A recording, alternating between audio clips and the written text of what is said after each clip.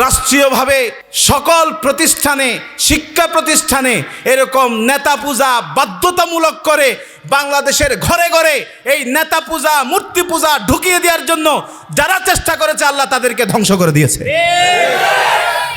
সুতরাং বাংলাদেশে আর মুসলমানদের শরীরের মধ্যে, কলিজার মধ্যে এক বিন্দু রক্ত থাকতে কোনো নেতার নামে কোনো স্ট্যাচু হবে না, কোনো প্রতিকৃতি হবে না, কোনো মূর্তি হবে না, কোনো মূর্তি পূজা বাংলাদেশের জমিনের মধ্যে আর করতে দেওয়া হবে না।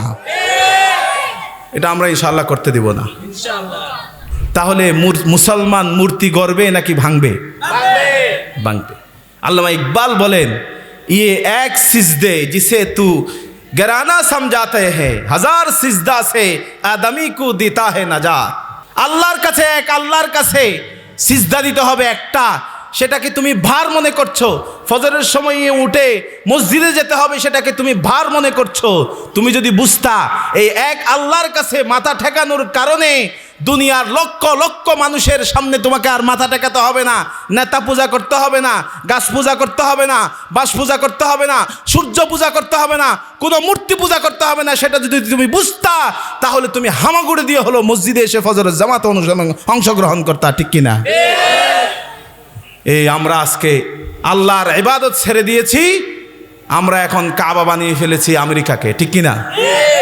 আমরা এখন কেউ বানাই ইন্ডিয়াকে কাবা, কেউ বানিয়েছি আমেরিকাকে কাবা, কেউ বানিয়েছি যুক্তরাজ্যকে কাবা। এদিকে মানুষ পূজার জন্য আমরা পাগল হয়ে গেছি। এই আল্লাহর জমিনে আল্লাহর হুকুম দিয়ে আল্লাহর জমিন চলবে, সেই কথা মুসলমান বেমালুম ভুলে গিয়েছে, ঠিক কিনা? তাহলে এটা কেন হলো? আসসালামু আলাইকুম ওয়া রাহমাতুল্লাহি ওয়া বারাকাতুহু। نحمده ونستعينه ونستغفره ونؤمن به ونتوكل عليه ونعوذ بالله من شرور أنفسنا ومن سيئات أعمالنا من يهده الله فلا مضل له ومن يضلل فلا هادي له وأشهد أن لا إله إلا الله وحده لا شريك له وأشهد أن سيدنا وحبيبنا ومولانا محمدا عبد الله ورسوله الذي أرسله بالحق بشيرا ونذيرا وداعيا إلى الله بإذنه وسراجا منيرا فقد قال الله تعالى في كلامه المجيد সবাই পড়ুন আউযু বিল্লাহি মিনাশ শাইতানির রাজিম বিসমিল্লাহির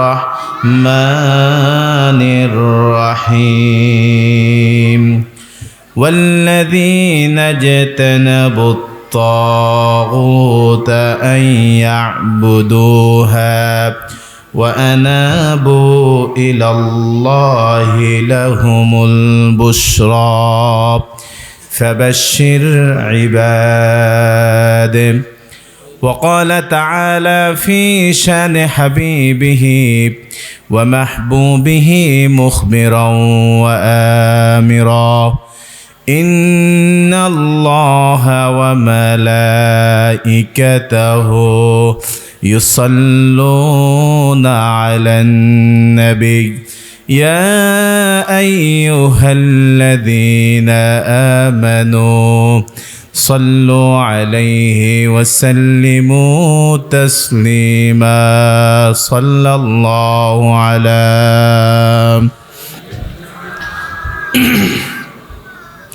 وآله وأصحابه وسلم أتواز اللهم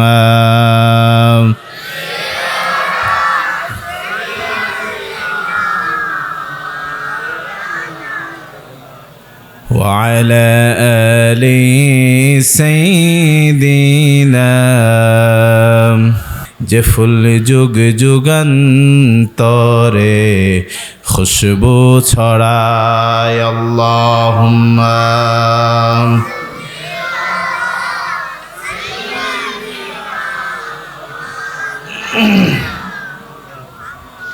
وعلى آل سيدنا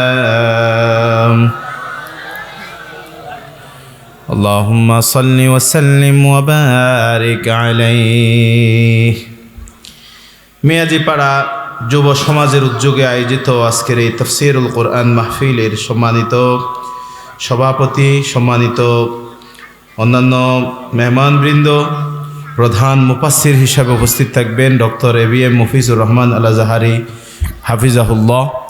আমার আগে আলোচনা করেছেন অত্যন্ত বিজ্ঞ আলোচক, অত্যন্ত মেধাবী আলেম, যোগ্য আলেম, প্রিয় আমার বন্ধুবর হাফেজ মাওলানা আব্দুল্লাহ আল মামুন সাহেব আতওয়ানাল্লাহু উমরাহ ওয়া বারিক ফি হায়াতিহি। এর আগে আলোচনা করেছেন বিভিন্ন আলোচকবৃন্দ, বিভিন্ন অতিথিবৃন্দ, সকলকে অন্তরের অন্তঃস্থল থেকে স্বাগত জানাই। আমরা আজকে কথা বলবো খুবই সংক্ষেপে। আল্লাহ সুবহানাহু ওয়া তাআলা যেন আমাদের এই অল্প সময়ে মনোযোগ সহকারে শোনে আমাদের জীবনে পথ চলার পাথেয় হাসিল করার তৌফিক দান করেন। সবাই উচ্চ আওয়াজে বলি আল্লাহুম্মা আমিন। আমরা কথা বলবো শিরিকের উৎপত্তি নিয়ে কথা বলবো। বলেন তো কি নিয়ে? শিরিক। এই শিরক হলো আল্লাহ সুবহানাহু ওয়া তাআলার সাথে টু ক্রিয়েট অ্যাসোসিয়েটিং পার্টনার উইথ আল্লাহ। আল্লাহর সাথে কোনো কিছুকে শামিল করা, অথবা আল্লাহর সাথে কোনো কিছুকে তুলনা করা, অথবা আল্লাহ সুবহানাহু ওয়া তাআলা যেই পদ্ধতিতে ইবাদত করতে বলেছেন ঠিক আল্লাহর ইবাদত অন্য কারো জন্য করা, এটার নাম হলো শিরক। এই শিরকটা দুনিয়া যখন শুরু হয়েছিল, আদম আলাইহিস সালাম যখন এই পৃথিবীতে এসেছেন, তখন এই শিরকের অস্তিত্ব ছিল না। আসছেন কখন? সাইয়েদনা নূহ আলাইহিস সালাম দ্বীনের দাওয়াত দিচ্ছিলেন। দ্বীনের দাওয়াতের এক সময় এসে নূহ আলাইহিস সালামের সময়ের কিছু মানুষ ছিল, যে মানুষগুলো ভালো ছিল। কোরআনুল কারীমের সূরাতুন নূহের মধ্যে বিস্তারিত বলা আছে। এই চারজন মানুষের নাম বলা আছে, তারা খুব ভালো মানের ইবাদত করত। ইয়াগুস, ইয়াউক, নাসার, এই মানুষগুলো খুব ভালো ইবাদত করত, সকল মানুষের কাছে গ্রহণযোগ্য ছিল। এখন মানুষগুলো একসময় মারা গেল। মারা যাওয়ার পরে তাদের কিছু ফ্যান ফলোয়ার, তাদের অনুসারী কাছে তাদের ভক্তবৃন্দ তৈরি হয়েছে। এখন মানুষ, ওই ভালো মানুষগুলো মারা যাওয়ার পরে তাদের অনুপস্থিতিতে মানুষ আর মজা পাচ্ছে না। যেখানে পীর সাহেব আছেন, পীর সাহেব ইন্তেকালের পরে তার মুরিদানেরা এসে পীর সাহেবকে না দেখলে আর ভালো লাগে? এই অবস্থা। এই শূন্যতার সুযোগ নিয়েছে দুনিয়ার সবচেয়ে বড় চালাক সৃষ্টি, সেটা হলো শয়তান। শয়তান সেই সুযোগ নিয়ে একদিন ওই ভক্তবৃন্দের মধ্যে কিছু অতি ভক্ত যারা আছে তাদের কাছে এসে বলছে, তোমাদের পীর যারা বা তোমাদের যাদেরকে অনুসরণ কর্তা, তারা মারা যাওয়ার পরে তোমাদের এখন ভালো লাগছে না, একটা কাজ করো, তাদের একটা ছবি অথবা তাদের একটা আকৃতি পাথর দিয়ে অথবা হাতে অঙ্কন করে তোমরা এই জায়গার মধ্যে টাঙ্গিয়ে রাখো, মসজিদের সামনে অথবা ইবাদতের যেই জায়গা সেখানে টাঙ্গিয়ে রাখো। আসলে তাদের প্রতিকৃতিটা দেখলে তোমাদের ভালো লাগবে। প্রথম ছিল মসজিদের দরজায় অথবা ইবাদতগারের দরজায়। এখন এটা দেখে তারা ভিতরে ঢুকে দেখলে, ছবিটা দেখলে ভালো লাগেছে। এরপরে যেতে যেতে 100 বছর গেছে, বলে শয়তান এসে এবার এটাকে পরিবর্তন করেছে। শয়তান তো খুব সময় নিয়ে কাজ করে, তার তো আর তাড়া নাই। একজন মানুষ আজকেই কাফের হয়ে যেতে হবে, মুনাফিক হয়ে যেতে হবে এমন নয়। 60 বছর বেঁচেছে, 60 বছরের শেষের দিন কাফের হলেই হচ্ছে, তার টার্গেট তো ওইটাই। সময় নিয়ে 100 বছর পরে বলে যে এই জায়গায় এটা সুন্দর লাগছে না, বৃষ্টিতে ভিজে আবার রোদে শুকায়, তাদের ছবিগুলো মসজিদের ভিতরে ঢোকাও। মসজিদের ভিতরে ঢুকালো। আবার 100 বছর পরে এসে বলছে এখন তো আর এখানে ওরা সামনে আছে, সামনে থাকতে থাকতে তোমাদের এখন আর ভালো লাগছে না, তাদের মৃত্যু তারিখ যেদিন, জন্ম তারিখ যেদিন, সেদিন তাদের জন্য কিছু শ্রদ্ধার জন্য একটা অনুষ্ঠানের আয়োজন করো, তাদের সামনে একটু ফুল দাও। এই ফুল দিল। এরপরে আস্তে আস্তে আস্তে আস্তে বলে যে এখন আর ফুল দেওয়ার কাজ না, এখন তাদেরকে কি দিতে হবে? সিজদা দিতে হবে, তাদের ইবাদত করতে হবে, তাদের জন্যই তোমাদের পাগল হয়ে যেতে হবে। সময় নিয়েছে টোটাল 500 বছর। বলেন কয় বছর? 500 বছর। সাইয়েদনা নূহ আলাইহিস সালাম দাওয়াত দিচ্ছেন। নূহ আলাইহিস সালাম আল্লাহর দরবারে বলছেন, قال رب إني دعوت قومي ليلا ونهارا فلم يزدهم دعائي إلا فرارا। হে আমার রব, তাদেরকে আমি দাওয়াত দিয়েছি, দিনে রাতে দাওয়াত দিয়েছি, বড় আওয়াজে দাওয়াত দিয়েছি, মাহফিল করে দাওয়াত দিয়েছি, কাছে গিয়ে ঘরে ঘরে গিয়ে দাওয়াত দিয়েছি, তাদের কাছে কাছে গিয়ে দাওয়াত দিয়েছি, কেউ আমার দাওয়াত শুনেনি। ফালাম ইয়াজিদুহুম দুআই ইল্লা ফিরারা, অল্প কয়েকজন ছাড়া আমার দাওয়াত তারা কেউ গ্রহণ করেনি। নূহ আলাইহিস সালাম এবার আল্লাহকে বলছেন, আল্লাহ আমি যে তাদেরকে দাওয়াত দিয়েছি সেই দাওয়াত তারা গ্রহণ না করে বিপরীতে তারা কি করেছে? ইয়াগুসা ওয়া ইয়াউক ওয়া নাসরা ওয়াকদ আদল্লু কাসীরা। ইয়াগুস, ইয়াউক, নাসর, এদের মূর্তি তারা তৈরি করে, তাদের সামনে গিয়ে এখন তারা মাথা টেকায়, তাদেরকে সিজদা দেয়, তার ইবাদত করে, তোমার কথা আর কেউ শুনছে না। নাউজুবিল্লাহ বলেন। ইবাদত করা দরকার ছিল কার? আল্লাহর। করছে কার? মূর্তিগুলোর। ফলশ্রুতিতে ওখান থেকেই মূর্তি পূজা আস্তে আস্তে আসছে। আস্তে আস্তে এখন মূর্তি পূজা তো ঘরে ঘরে পৌঁছে গেছে, ঠিক কিনা? মূর্তিগুলো প্রথম ছিল 2 হাতের, এখন উদ্ভট চিন্তা যে 2 হাত, মানুষেরও 2 হাত, মূর্তিরও 2 হাত। মূর্তির যদি 2 হাত হয়, মানুষ 2 হাত দিয়ে কত কাজ করে, কুল পায় না। এখন দেবীরও যদি 2 হাত হয় তাহলে হয় না, হাত আরও 2টা লাগা। হইল কয়টা? 60টা। বলে যে 60টা দিলেও হয় না, গরু ছাগলেরও তো হাত পা 4টা আছে, তাহলে 60টা দিয়ে হচ্ছে না, আরও 2টা লাগা। হলো কয়টা? 6টা। এ কারণে দেখেন উদ্ভট সকল চিন্তা শয়তান মানুষের মাথার মধ্যে ঢুকিয়ে দিয়েছে। এবং আগেকার আমলে মূর্তি পূজা এটা স্পষ্ট শিরক, এটা আমরা জানি। তো শয়তান তার কৌশলের পাল্টা কৌশল আনবে, সেটা হলো মূর্তি পূজা সেটা হারাম, দেবী পূজা হারাম, দেব পূজা হারাম। তাহলে এখন আলেমেরা, ওলামায়ে কেরাম মানুষকে এই হারাম শিরকের পূজার ব্যাপারে মানুষকে যখন সতর্ক করে ফেলেছে, শয়তান এবার এই জায়গার মধ্যে নতুন পূজার আইটেম এনেছে। নতুন পূজার আইটেম কি? নেতা মারা গিয়েছে, নেতার কবরস্থান এই এখান থেকে 200 কিলোমিটার 300 কিলোমিটার দূরে। তাহলে 300 কিলোমিটার এই দূরের মানুষগুলো আর নেতার মৃত্যু দিবসের সময়ে ওখানে যেতে পারছে? যাওয়া যাচ্ছে না। এ কারণে কি করো? নেতার নামে একটা প্রতিকৃত বানাও। কি বানাও? প্রতিকৃত। এটার নাম দিয়েছে ভাস্কর্য, স্ট্যাচু, প্রতিকৃত নাম দিয়েছে।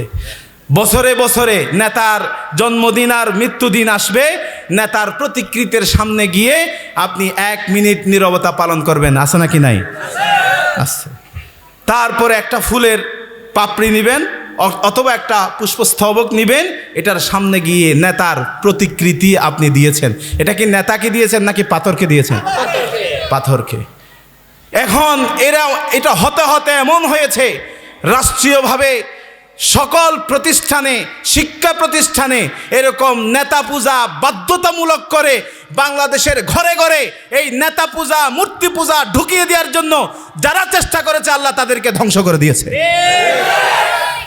সুতরাং বাংলাদেশে আর মুসলমানদের শরীরের মধ্যে কলিজার মধ্যে এক বিন্দু রক্ত থাকতে কোনো নেতার নামে কোনো স্ট্যাচু হবে না, কোনো প্রতিকৃতি হবে না, কোনো মূর্তি হবে না, কোনো মূর্তি পূজা বাংলাদেশের জমিনের মধ্যে আর করতে দেওয়া হবে না। এটা আমরা ইনশাআল্লাহ করতে দিব না। তাহলে আল্লাহ সুবহানাহু ওয়া তাআলা নবী করিম সাল্লাল্লাহু আলাইহি ওয়াসাল্লামকে পাঠিয়েছেন মূর্তি পূজা করতে নাকি মূর্তি পূজা ধ্বংস করতে? কাবা শরীফের মধ্যে মূর্তির সংখ্যা ছিল কয়টা? 360। বিদায় হজের দিনে আমার নবী সাল্লাল্লাহু আলাইহি ওয়াসাল্লাম মক্কা বিজয়ের দিনে আমার নবী সাল্লাল্লাহু আলাইহি ওয়াসাল্লাম মক্কা বিজয় করলেন। মক্কা বিজয় করার পরে আল্লাহর নবী সাল্লাল্লাহু আলাইহি ওয়াসাল্লাম একটা কোরআনের আয়াত তিলাওয়াত করছেন আর হাতের মধ্যে শক্ত একটা লাঠি নিলেন।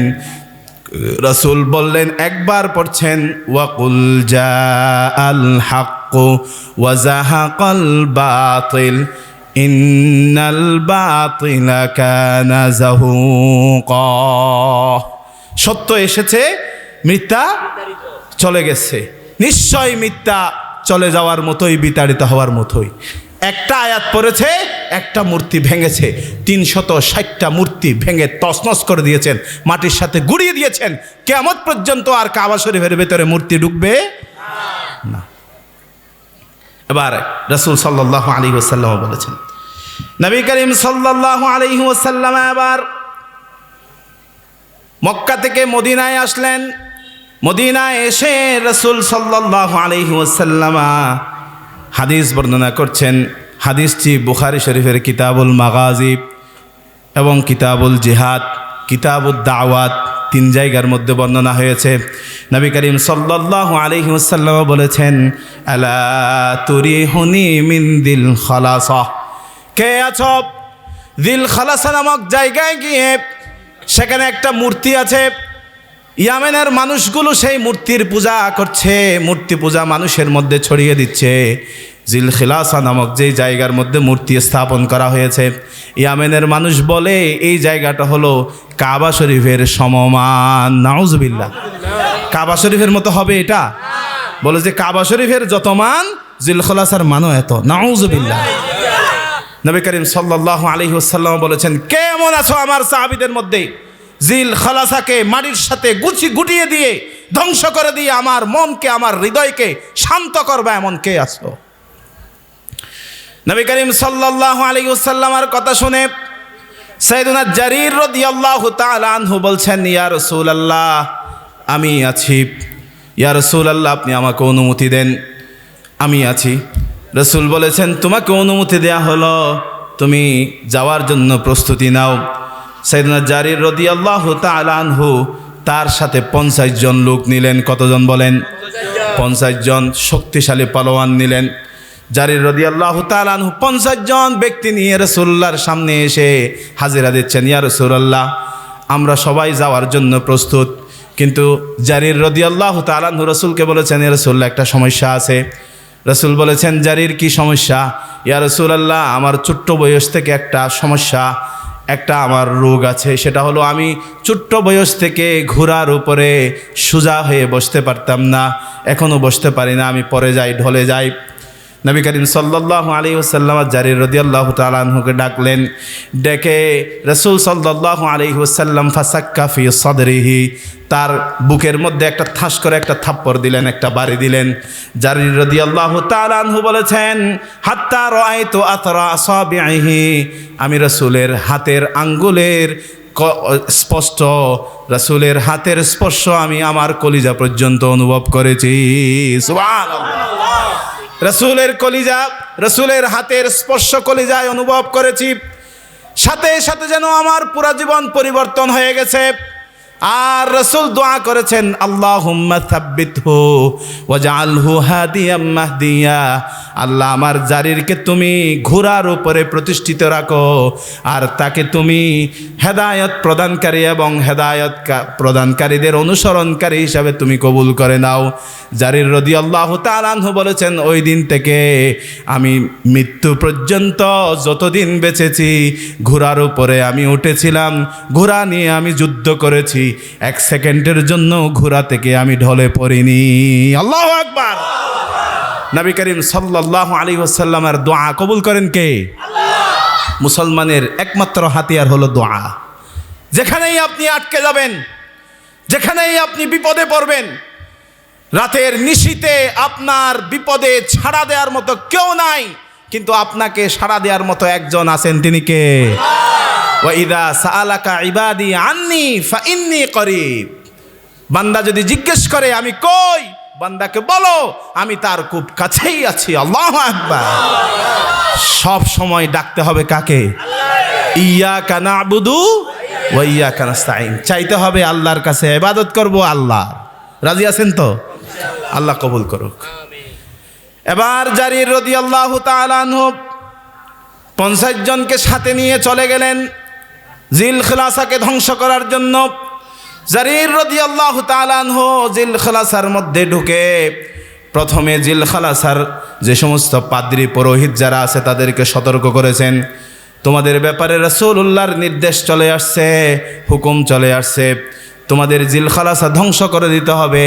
যদি তোমরা বাধা দাও জারিরের তরবারি থেকে কেউ রেহাই পাবে না। সুবহানাল্লাহ। এবার জারির রাদিয়াল্লাহু তাআলা আনহু পুরোহিত পাদ্রী যারা আছে তাদেরকে বের করে দিয়ে জেল খোলাসাকে সম্পূর্ণ ধ্বংস করে দিলেন।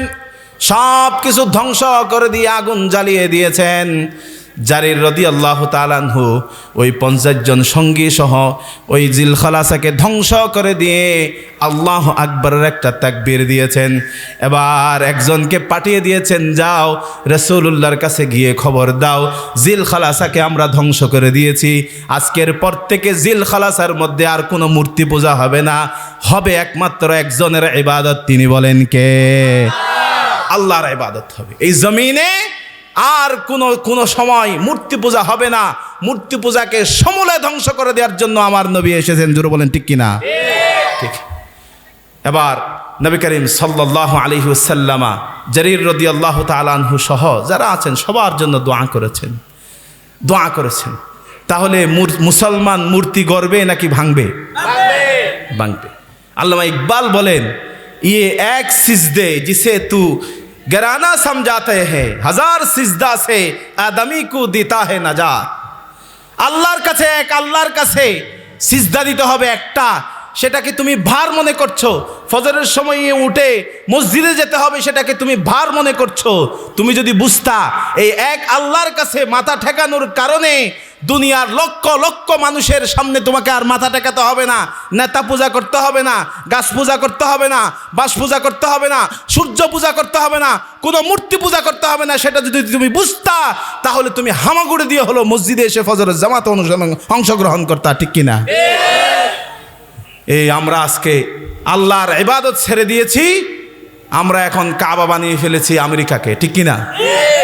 আমরা এখন কেউ বানাই ইন্ডিয়াকে কাবা, কেউ বানিয়েছি আমেরিকাকে কাবা, কেউ বানিয়েছি যুক্তরাজ্যকে কাবা। এদিকে মানুষ পূজার জন্য আমরা পাগল হয়ে গেছি।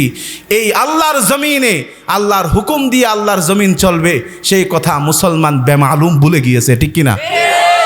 তাহলে এটা কেন হলো? এবার আসেন, পৃথিবীর সকল নবীর দাওয়াত ছিল একটা। বলেন কয়টা? সেটা হলো আনি'বুদুল্লাহা ওয়াজতানিবুত তাগুত, আল্লাহর ইবাদত করা এবং তাগুতকে ছেড়ে দেয়া। বলেন আল্লাহর ইবাদত করা, তাগুতকে ইবাদত করব কার? ছেড়ে দিব কাকে? তাগুতকে। শব্দটা তাগুত কোরআনুল কারীমের সবচেয়ে বড় আয়াতের নাম হলো মর্যাদার দিক দিয়ে আয়াতুল কুরসি। বলেন কি নাম?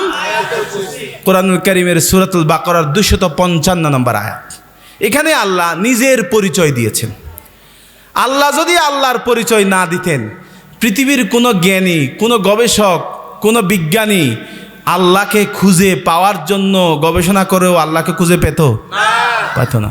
এটা মাটির নিচে 3-3.5 হাত মাটির নিচে কবরে কি হয় সেটা খুঁজে বের করতে পারছো না। আর বিলিয়ন বিলিয়ন মাইল দূরে আল্লাহ আছেন, সেটা খুঁজে বের করবা। আল্লাহ যদি কোরআন নাজিল না করতো তাহলে আল্লাহর পরিচয় খুঁজে পাওয়া যেত না। আয়াতুল কুরসির মধ্যে আল্লাহ নিজের পরিচয় দিয়েছেন।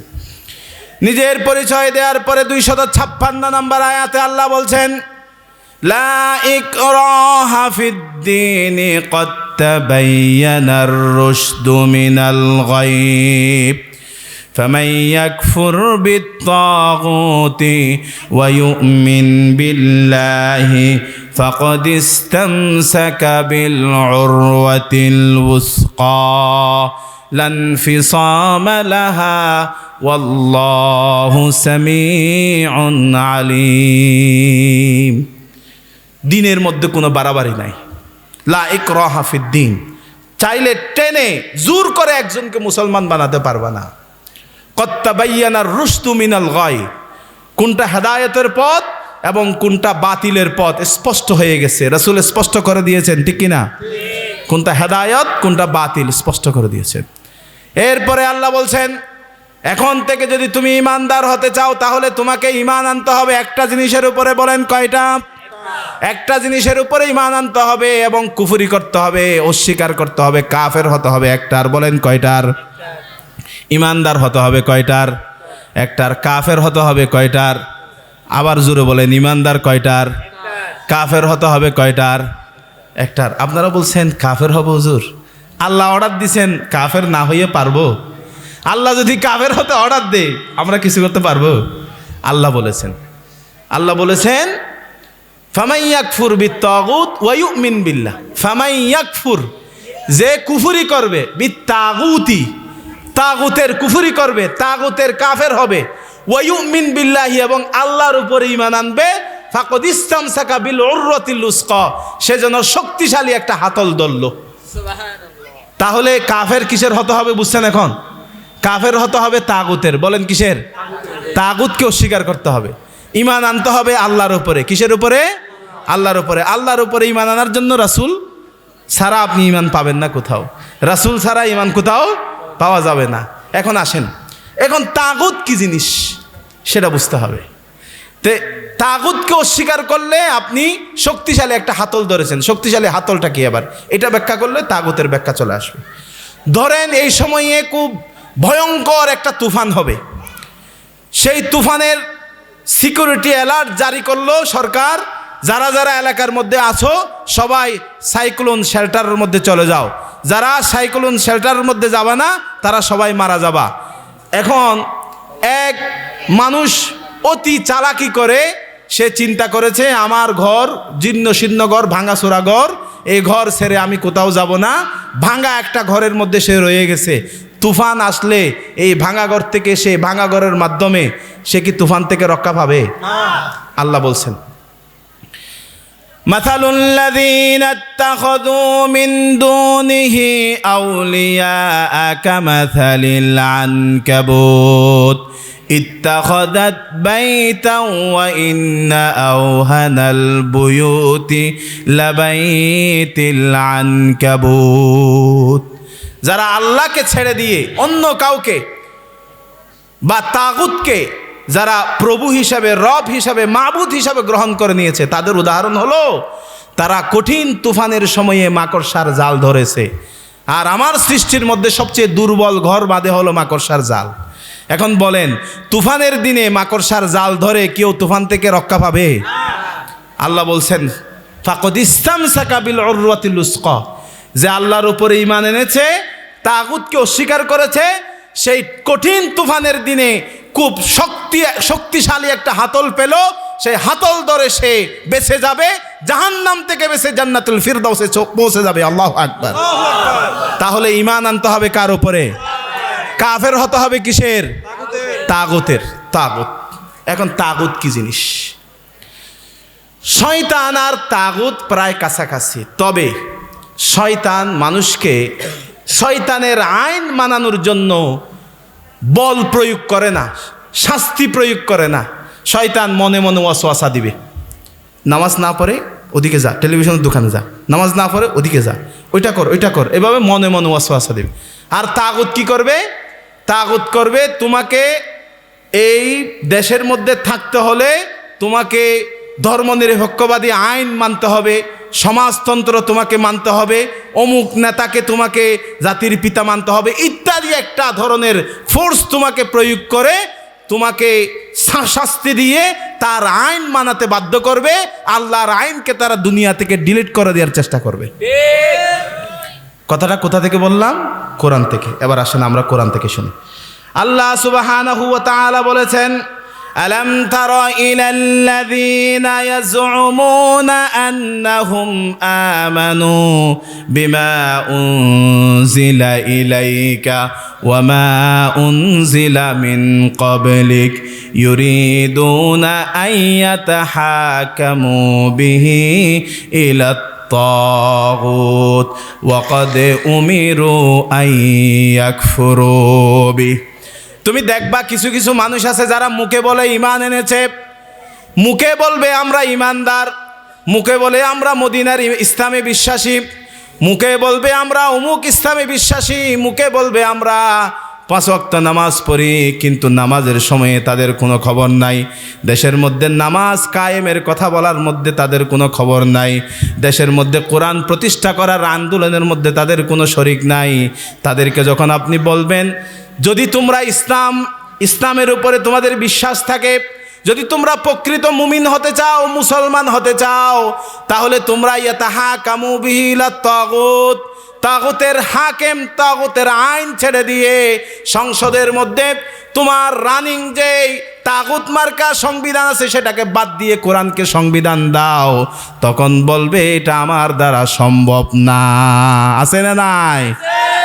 আছে। এই আল্লাহ বলছেন তারা হলো তাগুত, যারা মানুষের উপরে আল্লাহর আইনকে ডিলিট করে দিয়ে মানুষের আইনকে প্রতিষ্ঠা করতে চায়, তারা তাগুত। 2 নম্বরে তাগুতের ব্যাপারে বলেছেন, ওয়াল্লাযীনা জাতানাবুত তাগুতা আন ইয়াবুদুহা ওয়া আনাবু ইলাল্লাহি লাহুমুল বুশরা ফাবাশশির ইবাদ। তাদেরকে তাদের কথা বলা হচ্ছে যারা তাগুতকে তাগুতের ইবাদত করে, তাগুতের পূজা করে। তাগুতের পূজা যারা করবে তারা অবশ্যই দুনিয়াতে সফল হবে না, আর যারা আল্লাহর ইবাদত করে তারা অবশ্যই সফল হবে। ঠিক কি না? এটা বলেছেন আল্লাহ। দুনিয়াতে আপনি দেখেন তাগুতের মধ্যে সবচেয়ে বড় তাগুত ছিল ফেরাউন। বলেন কি নাম? ফেরাউন। মানুষকে আনা রব্বুকুমুল আ'লা, সে বলতো আমার চেয়ে বড় রব আর কেউ নাই। জোরে বলি নাউজুবিল্লাহ। সে এটা চেষ্টা করে মানুষের উপরে তার আইন বাস্তবায়ন করার, প্রতিষ্ঠা করার চেষ্টা করেছে। কিন্তু ফেরাউন এত শক্তি দিয়েও দুনিয়ার মধ্যে টিকে থাকতে পেরেছে? মুসা আলাইহিস সালামের অনুসারী আছে নাকি নাই? পৃথিবীতে শত শত আলেমদেরকে কোরবানি দেওয়া হয়েছে। ইমাম বুখারীকে জেলখানার মধ্যে ঢুকিয়েছে শুধুমাত্র তাগুতের আইন প্রতিষ্ঠা করার জন্য। ইমাম আবু হানিফাকে জেলখানার মধ্যে বিষ প্রয়োগ করে মারা হয়েছে, তার উপরে বেত্রাঘাত করা হয়েছে তাগুতের আইন দুনিয়াতে প্রতিষ্ঠা করার জন্য। আহমদ ইবনে হাম্বলকে পিস মারা বন্দি করে তাকে বেত্রাঘাত করা হয়েছে তাগুতের আইন প্রতিষ্ঠা করার জন্য। কিন্তু প্রতিদিন এখনো পর্যন্ত আহমদ ইবনে হাম্বলের জন্য দোয়া করছে লক্ষ লক্ষ মুসলমান আছে, ইমাম আবু হানিফার জন্য দোয়া করছে লক্ষ লক্ষ মুসলমান আছে। যারা ইমাম আবু হানিফার উপরে জুলুম করেছে তাদের একটার বংশও দুনিয়াতে নাই। আছে না? কিন্তু ইমাম আবু হানিফার জন্য প্রতিদিন আমরা দোয়া করছি, কি করছি না? রহমাতুল্লাহি আলাইহি বলছি না, আল্লাহ তার উপর রহমত বর্ষণ করুক।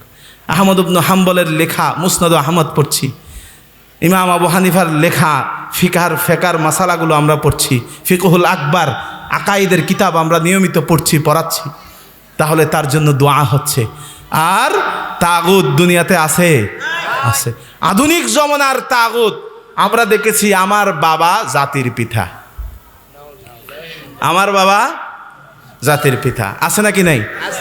কোরআনুল কারীমের মধ্যে আল্লাহ জাতির পিতার বিষয়টা ফাসালা করে দেননি? কোরআনুল কারীমের সূরাতুল হাজ্জের মধ্যে, হাজ্জের শেষ আয়াতগুলো আল্লাহ সুবহানাহু ওয়া তাআলা বিস্তারিত বলেছেন। আতাবিকুম ইব্রাহিমা হুয়া সাম্মাকুমুল মুসলিমিনা মিন ক্বাবলু ওয়া ফি হাযা। তোমাদের মিল্লতের পিতার নাম হলো ইব্রাহিম এবং তোমাদের জাতির নাম দিয়েছি মুসলমান। তার মানে আপনি মুসলমান, আপনার জাতির পিতা হবে ইব্রাহিম। যদি অন্য ইব্রাহিম আলাইহিস সালাম ছাড়া অন্য কেউ আপনার জাতির পিতা হয় তাহলে আপনার পরিচয় মুসলমান নয়।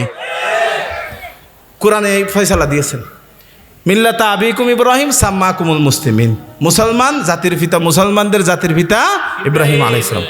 ওই রফিকুল ইসলাম মাদানি একটা আছে না, ট্যাবলেট, এটা আর কি ট্যাবলেট হলো বয়স আমার চেয়ে আরও বেশি হবে, একটু মজা করে বললাম আর কি। একটা স্লোগান দিছিল, আমার কাছে খুব ভালো লাগছিল, বলে যে জাতির পিতা ইব্রাহিম অমুক নেতা ঘোড়ার ডিম। খুব সুন্দর লাগছিল তো, জাতির পিতা ইব্রাহিম অমুক নেতা ঘোড়ার ডিম। আহা, সেই জাতির পিতাকে প্রতিষ্ঠিত করার জন্য কি না করেছে তারা দুনিয়াতে। মাদ্রাসা স্কুল বাদ দেন, মাদ্রাসাগুলোতে পর্যন্ত ছবি লাগিয়ে বছরে বছরে সেই ছবির মধ্যে ফুল দেয়া পূজা করা বাধ্যতামূলক করেছিল। আল্লাহ সুবহানাহু ওয়া তাআলা বলেছেন, আমার এই জমিন আমি শিরক প্রতিষ্ঠিত করার জন্য এই জমিন আমি সৃষ্টি করিনি, এই জমিন সৃষ্টি করেছি আল্লাহর ইবাদতের জন্য। সেখানে তোরা দাম্ভিকতা প্রকাশ করেছিস, শিরক প্রকাশ করেছিস, যে জমিনের উপরে তোরা দাম্ভিকতা প্রকাশ করেছিস, চিরকাল কিয়ামত পর্যন্ত তোদের জন্য সেই জমিনকে হারাম করে দিলাম। আছে আর এই 1 বছর আগেও হাম্বি তুম্বি খেলা হবে, এখন নিজের খেলা নিজে খেয়ে এটাই। আল্লাহ সুবহানাহু ওয়া তাআলা যারাই দুনিয়ার মধ্যে জমিনের মধ্যে যারাই অহংকার প্রকাশ করবে ধ্বংস করবেন কে? আল্লাহ। এবার আসেন আমরা একটা গল্প শুনি। রাসূলুল্লাহ সাল্লাল্লাহু আলাইহি ওয়াসাল্লামের উপরে যেই দিন এসেছেন সেই দিন গ্রহণ করার জন্য রাসূলুল্লাহ সাল্লাল্লাহু আলাইহি ওয়াসাল্লামের সাহাবায়ে কেরাম একটা কথা শুনেছেন পাগল হয়ে গেছেন, এমন আছে মাত্র একটা কথা শুনেছেন পাগল হয়ে গেছেন। একজন ব্যক্তি ছিল, সে ছিল কাহেন মানে গণক এবং রাকি, সে ফু দিত। তার নাম ছিল দিমাদ ইবনু সালাবা। কি নাম বলেন তো? দিমাদ ইবনু সালাবা। সে মানুষকে ঝাড়ফুঁক করত, ফু দিত। এখন মক্কার মধ্যে রাসূলুল্লাহ যখন দাওয়াত দিচ্ছেন তখন রাসূলুল্লাহকে কাফেররা কখনো বানিয়েছেন পাগল, নাউজুবিল্লাহ, কখনো বানিয়েছেন গণক, কখনো বানিয়েছেন জাদুকর। জোরে বলি নাউজুবিল্লাহ, আর উচ্চ আওয়াজে বলেন নাউজুবিল্লাহ। দিমাদ এবার মক্কার মধ্যে এসে খবর পেয়েছেন একজন নতুন পাগল মক্কার মধ্যে এসেছে। সেই পাগলের নাম মুহাম্মদ সাল্লাল্লাহু আলাইহি ওয়াসাল্লাম। দিমাদ এবার মনে মনে চিন্তা করছে, মক্কার সকল মানুষ যে পাগলের জন্য টেনশন করছে, চিন্তা করছে, আমি তো দুনিয়ার অনেক মানুষকে ফু দিয়ে ভালো করেছি, ঝাড়ফুঁক করে ভালো করেছি, এই মানুষটাকে যদি আমি একবার পাই তাহলে আমি তাকে ঝাড়ফুঁক দিব, আশা করা যায় লাআল্লাহু ইউশফিকা, আল্লাহ সুবহানাহু ওয়া তাআলা তাকে শেফা দিতে পারেন। সে রাসূলুল্লাহকে খুঁজছেন, বারবার খুঁজছেন। কয়েকদিন খোঁজার পরে একদিন রাসূলুল্লাহর সাথে তার সাথে সাক্ষাৎ হয়েছে। রাসূলুল্লাহর সামনে গিয়ে সে বলছেন, ইয়া মুহাম্মদ সাল্লাল্লাহু আলাইহি ওয়াসাল্লাম, আমি শুনেছি আপনি বলে পাগল হয়ে গেছেন, এখন আমি একজন ঝাড়ফুঁককারী রাকি, মক্কার মধ্যে আমার ভালো সুনাম আছে, পুরো আরব বিশ্বের মধ্যে আমার সুনাম আছে, আমি যে পাগলকে একবার ঝেড়েছি, একবার ফু দিয়েছি, সে ভালো হয়ে গেছে, আশা করি আমি আপনাকে ঝাড়ফুঁক করলে আপনাকে আল্লাহ সুবহানাহু ওয়া তাআলা শেফা দিবেন। রাসূল তার চেহারার দিকে 1 মিনিট চুপ করে থাকাইলেন। দুনিয়ার সব পাগলকে ভালো করার জন্য যে রাসূল এসেছেন, সেই রাসূলের সামনে নতুন পাগল এসেছে না? নতুন পাগল এসেছে। রাসূল এবার শুরু করলেন, ইন্নাল হামদালিল্লাহি নাহমাদুহু ওয়া নাস্তাঈনুহু ওয়া আশহাদু আল্লা ইলাহা ইল্লাল্লাহু ওয়াহদাহু লা শারীকা লাহ ওয়া আশহাদু আন্না মুহাম্মাদান আবদুহু ওয়া রাসূলুহু মান ইয়াহদিহিল্লাহু ফালা মুদিল্লা লাহু ওয়া মান ইউদ্লিল ফালা হাদিয়া লাহ। আম্মা বাদ। রাসূলুল্লাহ এই কথাগুলো বলেছেন, এগুলো কোনো কোরআনের আয়াত না, রাসূল জাস্ট এই তেলাওয়াতটা করেছেন। দিমাত বলছেন আইদ কালিমাতাক, হে মুহাম্মদ সাল্লাল্লাহু আলাইহি ওয়াসাল্লাম, আপনি যে সুন্দর কথাগুলো বলেছেন আরেকবার দেখি রিপিট করেন তো।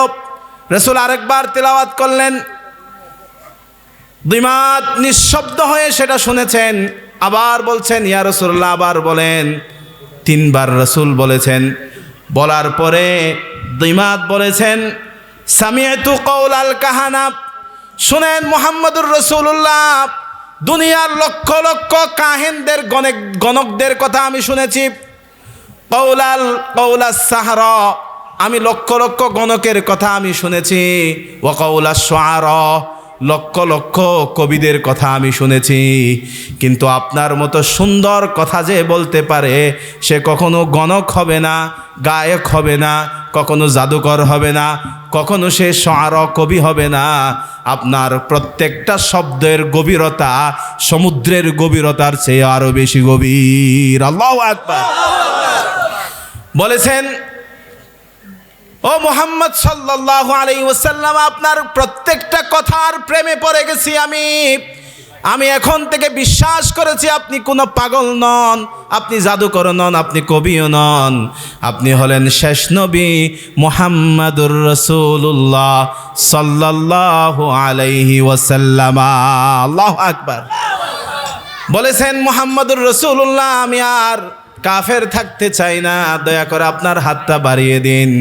রাসূলুল্লাহর হাত বাড়ানোর সাথে সাথে দিমাত বলেছেন লা ইলাহা ইল্লাল্লাহু মুহাম্মাদুর রাসূলুল্লাহ। জোরে বলেন সাল্লাল্লাহু আলাইহি ওয়াসাল্লাম। একটা কথা শুনে মুসলমান হয়ে গেছেন। এভাবে রাসূলুল্লাহর ঢঙ্কা চতুর্পাশে ছড়িয়ে পড়ছেন। সেই সময়ে এক ব্যক্তির নাম ছিল আব্দুল উজ্জা। বলেন তো কি নাম? আব্দুল উজ্জা। রাসূল মক্কা থেকে মদিনায় হিজরত করেছেন। আব্দুল উজ্জার বাবা ইন্তেকাল করেছেন। বাবা ইন্তেকাল করার পরে আব্দুল উজ্জার বাবার সমস্ত সম্পদগুলো চাচাকে জমা দেওয়া হয়েছে। ছেলে এখনো ছোট, এ কারণে চাচা তার কফিলিয়ত, তার সম্পদগুলো রক্ষণাবেক্ষণ করছে।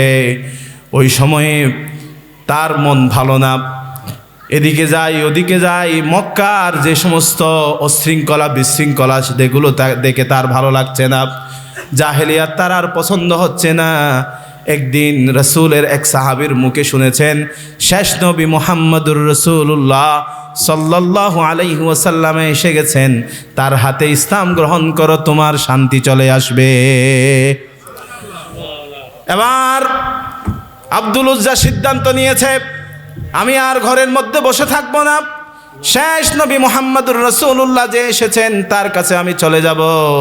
তাই তিনি তার চাচার কাছে গেলেন, ইসলাম গ্রহণ করার কথা চাচাকে বললেন, চাচা আমি ইসলাম গ্রহণ করতে চাই। চাচা বলছেন না, ইসলাম গ্রহণ করা যাবে না। আব্দুল উজ্জা দ্বিতীয়বার বলছেন চাচা আমার ভালো লাগছে না, আমি ইসলাম গ্রহণ করব। চাচা বলছেন যদি ইসলাম গ্রহণ করো তাহলে তোমাকে আমি এখন বেত্রাঘাত করব। আব্দুল উজ্জা বলছেন বেত্রাঘাত আমি পরোয়া করি না, আমি ইসলাম গ্রহণ করব।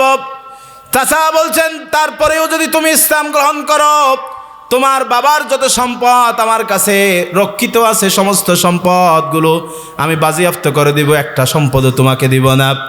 আব্দুল উজ্জা বলেছেন সম্পদ আমার দরকার নাই, দুনিয়ার সকল সম্পদের চেয়ে বড় সম্পদ ঈমানের খবর আমি পেয়ে গেছি। আল্লাহু আকবার। চাচা বলছেন শুধু সম্পদ নাই, তোমার পরনের মধ্যে যে পোশাক আছে সেই পোশাকও কিন্তু আমি কিনে দিয়েছি, সেটা পর্যন্ত খুলে দিতে হবে। চাচা বলছেন পোশাক খুলে দিতে হবে। আব্দুল উজ্জা বলছেন আমি পোশাক খুলে দিতে জন্য রাজি, তারপরে ঈমান আমি গ্রহণ করব। এবার চাচার কথা ধরে চাচা যখন নিরুপায় হয়ে গেল, তাকে বন্দি করে রাখলো, সাথে সাথে তার জামাটা খুলে দিয়েছে। চাচা জামা খুলে পাওয়ার পরে, জামা খুলে পাওয়ার পরেও তারপরেও সে ক্ষান্ত হয়নি। বলে যে জামা দিলে হবে না, ভিতরে গেঞ্জি খুলে দাও। গেঞ্জি খুলে দিয়েছে। বলে যে শুধু গেঞ্জি খুলে দিলে হবে না, স্যান্ডেল খুলে দাও। স্যান্ডেল খুলে দিয়েছে। বলে যে এবার স্যান্ডেল খুলে দিলে হবে না, তোমার পরনের মধ্যে যে লুঙ্গি আছে লুঙ্গি খুলে দিতে হবে। চাচার কথা হলো যদি লুঙ্গি খুলে দিতে হয়, বাধ্য হয়ে সে ঈমান গ্রহণ না করে আমার কাছে থাকতে পারে। চাচা এই ধরনের একটা ফোন দিয়ে এঁটেছে, কিন্তু যার কানে, যার কলিজায় ঈমান ঢুকেছে, দুনিয়ার কোনো সম্পদ তাকে আর কেড়ে নিতে পারবে ঈমান থেকে? পারবে না। এবার চাচাকে লুঙ্গি খুলে দিয়েছেন। যুবক একটা ছেলে লুঙ্গি হারানো অবস্থায়, উলঙ্গ অবস্থায় চাচার ঘর থেকে বের হয়ে গেছেন। বের হয়ে দূরে মায়ের ঘর আছে, মায়ের ঘরের মধ্যে মায়ের কাছে গেল। মা বলে ডাক দিয়েছেন। হঠাৎ করে মা যখন তার প্রাপ্তবয়স্ক সন্তানের দিকে চেহারা দিয়েছেন, দেখেছেন পুরা ছেলে অলঙ্গ। মা লজ্জায় মুখের মধ্যে হাত দিয়ে দিয়েছেন। এই কি অবস্থা বাবা, তোমার এই অবস্থা কেন? সিসি বলেছেন, মা আমি ঈমানের খোঁজ পেয়েছি। ঈমান আনতে গিয়ে আমার পরনের সমস্ত পোশাক আশাক সহ সমস্ত সম্পদকে আমি বিসর্জন দিয়ে দিয়েছি। আল্লাহু আকবার। এবার চাচা পোশাক আশাক খুলে নিয়েছেন, মায়ের কাছে এবার এসেছেন। মাকে বলছেন, মা ঘরের মধ্যে কোনো পোশাক থাকলে দয়া করে তুমি আমাকে দাও, আমি মুহাম্মাদুর রাসূলুল্লাহর দরবারে যাব। মা বলছেন, বাবা আমি যে গরিব মহিলা, আমার ঘরের মধ্যে কোনো পোশাক নাই, একটা ছোট্ট কম্বল আছে, তুমি কম্বলটা নিতে পারো। কম্বলটা নিল। আব্দুল উজ্জা কম্বল নিয়ে সেটাকে দুই ভাগে ভাগ করেছেন। দুই ভাগে ভাগ করে এক ভাগ দিয়ে তিনি লুঙ্গি বানিয়েছেন, আরেক ভাগ তিনি গায়ের উপরে দিয়েছেন। রাতের বেলা তিনি বের হয়ে গেছেন মদিনার উদ্দেশ্যে। খেয়ে না খেয়ে সপ্তাহখানেক হেঁটেছেন এই পোশাক আশাক ছাড়া মানুষটা। এক রাতে আব্দুল উজ্জা গিয়ে পৌঁছে গেলেন মদিনার মসজিদে নববীর মধ্যে। শেষ রাতে বেলাল রাদিয়াল্লাহু তাআলা আনহু আযান দিলেন, আল্লাহু আকবার, আল্লাহু আকবার। বেলাল রাদিয়াল্লাহু তাআলা আনহুর আযান শুনে সাহাবায়ে কেরাম ফজরের জামাতে সালাত আদায় করার জন্য উপস্থিত হলেন। উপস্থিত হয়ে রাসূল সালাত আদায় করার পরে সাহাবায়ে কেরামদের দিকে ফিরলেন। ফিরে তিনি নসিহা করছেন। ওই সময়ে তিনি খেয়াল করেছেন পাশে একজন নতুন যুবক এসেছে, তার গায়ের উপরে ছোট্ট একটা কম্বলের টুকরা আর এক টুকরা দিয়ে তিনি লুঙ্গি বানিয়েছেন। রাসূল সাল্লাল্লাহু আলাইহি ওয়াসাল্লাম তাকে ডেকেছেন, কে তুমি, তোমার এই অবস্থা কেন? রাসূল সাল্লাল্লাহু আলাইহি ওয়াসাল্লামের সামনে আব্দুল উজ্জা রাসূলের সামনে গিয়ে চোখের পানি টকবক করে ছেড়ে দিলেন আর বলছেন, ইয়া রাসূলুল্লাহ, কতদিনের স্বপ্ন ছিল আপনার সাথে সাক্ষাৎ করব। আপনার সাথে সাক্ষাৎ করার জন্য, আপনার হাতে ঈমান আনার জন্য আমার জীবনের সকল সম্পত্তিকে আমি বিসর্জন দিয়েছি। ইয়া রাসূলুল্লাহ, এমনকি আমার জালেম চাচা আমার পোশাক খুলে নিয়েছে, লুঙ্গি খুলে নিয়েছে, কিছুই রাখেনি আমার শরীরে, সব কিছুকে কেড়ে নিয়েছে, সব কিছুকে কেড়ে নিয়েছে। রাসূল তার চেহারার দিকে তাকান আর চোখের পানি অঝোর জোরে ছেড়ে দিয়ে বলছেন, তোমার নাম কি? বলছেন, আমার নাম আব্দুল উজ্জা। রাসূল বলেছেন, তোমার নাম আজকে থেকে আব্দুল উজ্জা নয়, তোমার নাম আজকে থেকে আব্দুল্লাহ। সাহাবায়ে কেরাম বলতেন, আব্দুল্লাহ যুল বিজাদাইন। বিজাদাইন মানে দুই কম্বলের অধিকারী, দুই টুকরা কম্বলের অধিকারী, সে আব্দুল্লাহ যুল বিজাদাইন। রাসূলুল্লাহর হাতের উপরে হাত রেখেছেন আর কালিমাই শাহাদাতের বাণী তিনি সুন্দরভাবে পাঠ করেছেন। অজোর জোরে তিনি কেঁদেছেন আর বলেছেন, ইয়া রাসূলুল্লাহ, ইসলাম আমি শিখতে চাই, ইসলামের জন্য আমার জীবনটাকে আমি বিসর্জন দিতে চাই, ঈমানের জন্য আমি আমার জীবনকে বিসর্জন দিতে চাই। রাসূল বলেছেন, আসহাবে সুফফার সাথে থাকো। আসহাবে সুফফার সাথে থাকা হলো। তিনি শেষ রাতে উঠে সকল সাহাবী যখন কোরআন তেলাওয়াত করত, তাহাজ্জুদ পড়ত, আব্দুল্লাহ দুল বিজাদাইন এত উচ্চ আওয়াজে কোরআন তেলাওয়াত করত। ওমর রাদিয়াল্লাহু তাআলা আনহু রাসূলুল্লাহর কাছে গিয়ে বিচার দিচ্ছেন, ইয়া রাসূলুল্লাহ, এতদিন পর্যন্ত আমি ভালোভাবে তাহাজ্জুদের সালাতের মধ্যে কোরআন তেলাওয়াত করতে পারতাম, যেদিন থেকে আব্দুল উজ্জা আব্দুল্লাহ দুল বিজাদাইন যেদিন থেকে চলে আসছে, এত উচ্চ আওয়াজে কোরআন তেলাওয়াত করে আমাদের নামাজের মধ্যে সমস্যা হচ্ছে, কোরআন তেলাওয়াতে সমস্যা হচ্ছে।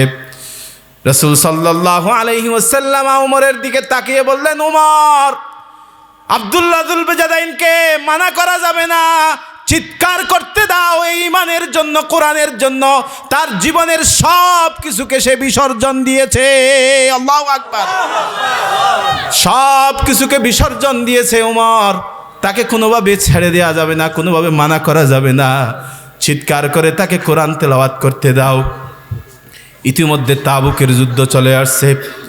রাসূল সাল্লাল্লাহু আলাইহি ওয়াসাল্লাম তাবুকের যুদ্ধের জন্য সাহাবীদেরকে, যোদ্ধাদেরকে, মুজাহিদদেরকে সংগ্রহ করলেন। সংগ্রহ করা অবস্থায় আব্দুল্লাহ দুল বিজাদাইন রাসূলুল্লাহর সামনে গিয়ে দাঁড়ালেন, ইয়া রাসূলুল্লাহ, মদিনার সবচেয়ে গরিব সাহাবীদের মধ্যে আমি একজন, আমার কিছুই নাই, অথচ আমি একসময় আলালের ঘরের দুলাল, এভাবেই আমি জীবনযাপন করেছি।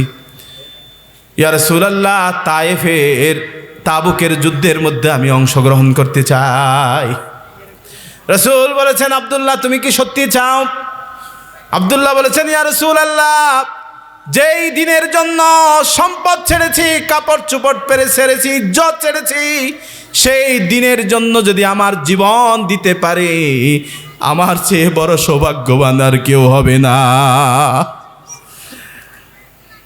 আব্দুল উজ্জা রাদিয়াল্লাহু তাআলা আনহু এবার রাসূলুল্লাহ সাল্লাল্লাহু আলাইহি ওয়াসাল্লামের অনুমতি পেয়ে তাবুকের দিকে যাত্রা শুরু করছেন। যাত্রা শুরু করে কয়েকদিন তিনি রাস্তা চললেন, পথ চললেন। পথ চলতে চলতে হঠাৎ করে একদিন রাতে এক জায়গার মধ্যে তাবু গাড়া হলো। শেষ রাতে রাসূল নামাজ পড়ার জন্য উঠেছেন, সেই সময়ে খেয়াল করছেন দূরে এক জায়গায় মিট মিট করে আলো জ্বলে। রাতের গভীরে, রাতের নিশীতে মিট মিট করে যে আলো জ্বলে, রাসূল সাল্লাল্লাহু আলাইহি ওয়াসাল্লাম তার খাদেমকে বলছেন, ওখানে কেন আলো জ্বলে, খেয়াল করে আসো। খাদেম গিয়ে দেখছেন এক সাহাবী ইন্তিকাল করেছেন, তার লাশটা পড়ে আছে। পাশে আবু বকর, ওমর রাদিয়াল্লাহু তাআলা আনহু সহ কয়েকজন জলিলুল কদর তার জন্য কবর খনন করছে। রাসূল এবার সাহাবী ইন্তিকাল করেছেন শুনে আর দেরি করেননি, তাড়াতাড়ি জামা পরে গভীর রজনীতে কোন সাহাবী মারা গিয়েছেন তার পাশে গিয়ে রাসূল দাঁড়িয়েছেন। রাসূল দাঁড়িয়ে দেখছেন যেই সাহাবীর মুর্দা পড়ে আছে, লাশ পড়ে আছে, সেটা আর কেউ নয়, আব্দুল্লাহ দুল বিজাদাইনের লাশ। রাসূল আব্দুল্লাহর দিকে তন্ময় হয়ে তাকিয়ে রইলেন আর বলছেন, ও আব্দুল্লাহ, সফল তোমার জীবন, আব্দুল্লাহ, সফল তোমার জীবন। ইতিমধ্যে কবর খনন করা শেষ হয়েছে। রাসূলুল্লাহ সাল্লাল্লাহু আলাইহি ওয়াসাল্লাম জানাজার সালাত আদায় করেছেন। জানাজার সালাত আদায় করার পরে আবু বকর রাদিয়াল্লাহু তাআলা আনহু কবরের মধ্যে নামার জন্য প্রস্তুত হচ্ছেন। ওই সময়ে আবু বকর রাদিয়াল্লাহু তাআলা আনহুকে রাসূল ডাক দিয়েছেন, আবু বকর থামো, আবু বকর তুমি থামো, তুমি নামতে পারবে না। আবু বকর রাদিয়াল্লাহু তাআলা আনহু উঠে গেছেন। রাসূল সাল্লাল্লাহু আলাইহি ওয়াসাল্লামের দিকে আবু বকর তাকিয়ে আছেন। সবাইকে অবাক করে দিয়ে কবরের মধ্যে যিনি নেমেছেন তিনি হলেন বিশ্বনবী মুহাম্মাদুর রাসূলুল্লাহ সাল্লাল্লাহু আলাইহি ওয়াসাল্লাম। আল্লাহু আকবার।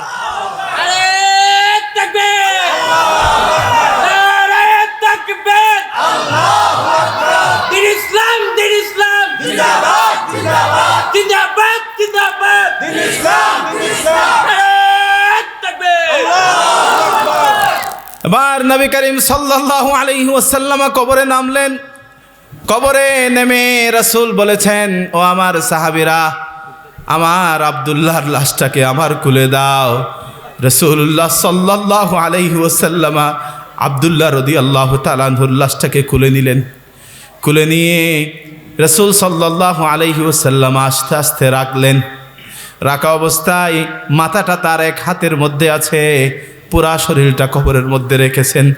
ওই সময়ে মুখের উপরে হাত বোলাতে বোলাতে রাসূল বলেছেন, আল্লাহুম্মা ইন্নী আমসাইতু আনহু রাদিয়ান ফারদি আনহু।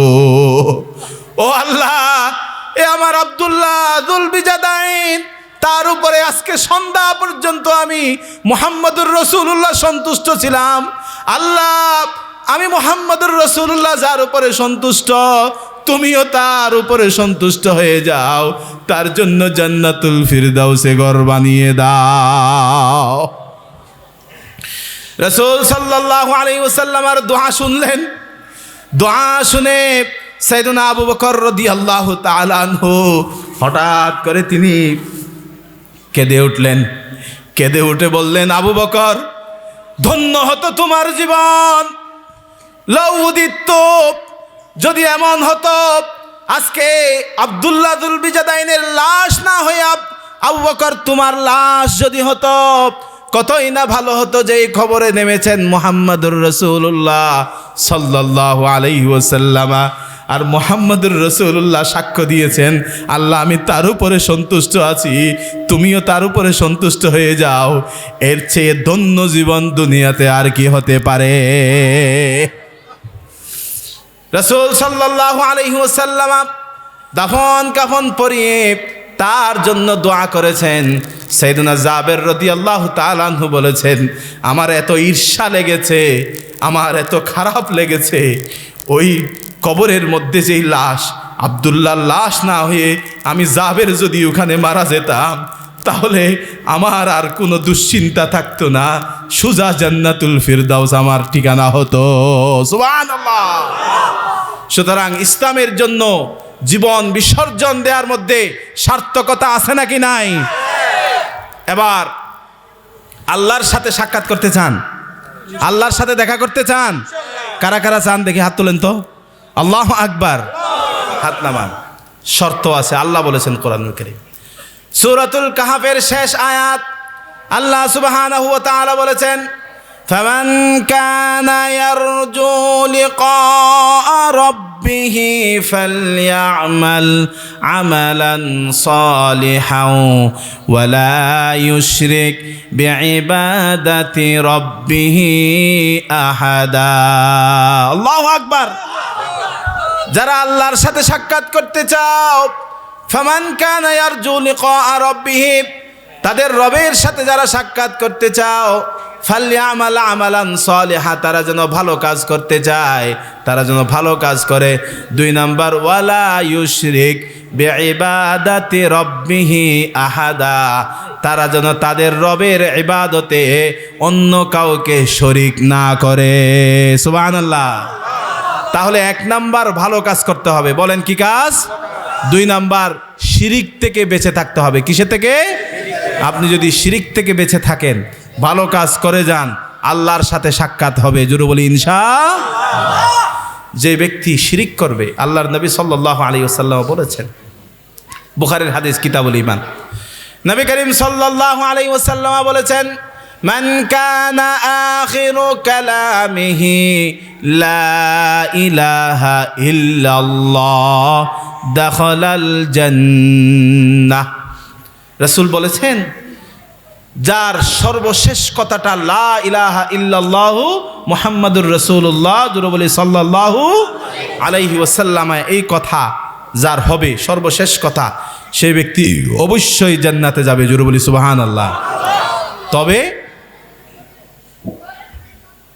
কিতাবুল ঈমানের মধ্যে আরেকটা হাদিস আছে, মান কানা ফি কলবিহি মিসকাল হাববাতিন মিন খারদালিন মিন ঈমানিন, যার কলবের মধ্যে জাররা পরিমাণ ঈমান আছে, সেও জান্নাতে যাবে।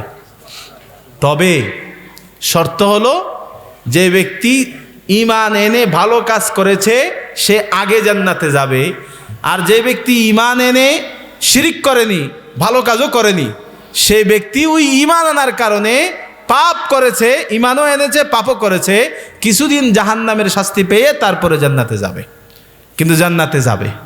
কিন্তু যেই ব্যক্তি ইন্নাহু মান ইউশরিক বিল্লাহ সূরাতু মাইদার মধ্যে বলা হয়েছে, যারা আল্লাহর সাথে শিরিক করেছে ফাকাদ হারামাল্লাহু আলাইহিল জান্নাহ, আল্লাহ তার জন্য জান্নাতকে হারাম করে দিবেন। জোরে বলি নাউজুবিল্লাহ। যে ব্যক্তি শিরিক করেছে সে আর কখনো জান্নাতে যেতে পারবে না। বুখারীর একটা হাদিস আছে, সর্বশেষ ব্যক্তি যে জান্নাত থেকে জাহান্নাম থেকে জান্নাতে যাবে, সর্বশেষ, তার চেহারাটা দেখতে একদম সংক্ষেপে আমি শেষ করে দিচ্ছি। তার চেহারাটা হবে কিসের মতো? কয়লার মতো কুচকুচে কালো হয়ে যাবে জাহান্নাম থেকে যখন বের করবে। এই কুচকুচে কালো সেই ব্যক্তিকে কিতাবুল ঈমানের মধ্যে হাদিসটা আছে, তো এই যে তাকে সর্বশেষ বের করে তাকে যে মাউল হায়াত অথবা ফিল হায়াত, ওই বর্ণনা দুইটাই আছে, হায়াতের নদী যেটা আছে নহরুল হায়াতের মধ্যে তাকে চুবানো হবে। নহরুল হায়াতের মধ্যে তাকে চুবানোর ফলে সে আগে ছিল কয়লার মতো কুচকুচে কালো, সেখান থেকে নদী থেকে ডুব চুবানোর পরে তার অবস্থা হয়ে যাবে টকবগে একজন যুবক, সবুজ একটা তরকারির মতো, তাজা তরকারির মতো সবুজ দেখা যাবে। সুবহানাল্লাহ।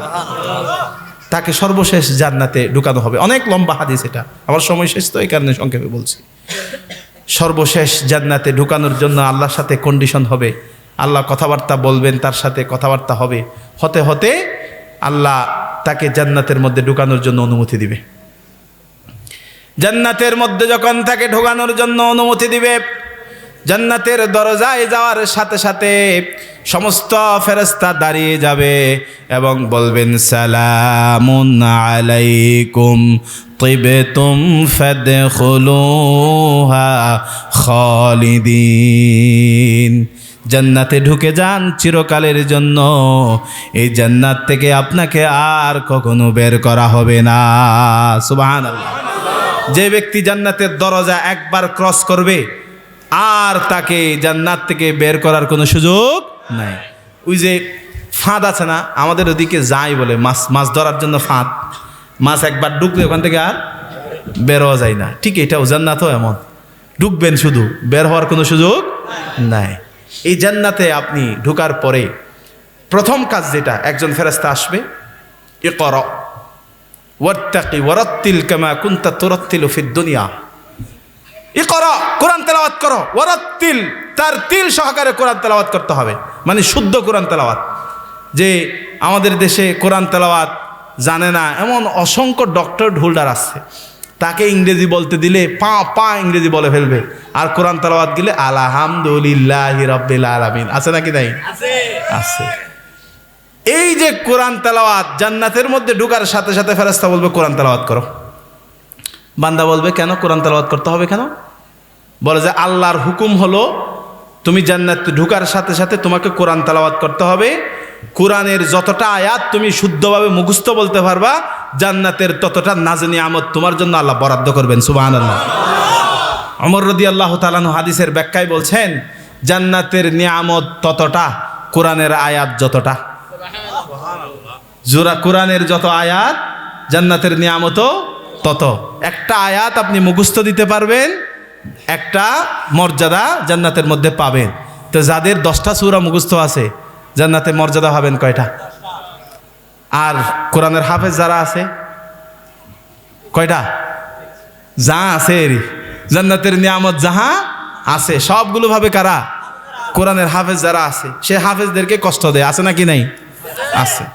এখন আসেন, জান্নাতের যেই নিয়ামত, সেই নিয়ামত পাওয়ার পরে জান্নাতের ব্যক্তিদের কোনো দুঃখ কষ্ট থাকবে না। একটা দুঃখ কষ্ট থাকবে, বলেন কয়টা?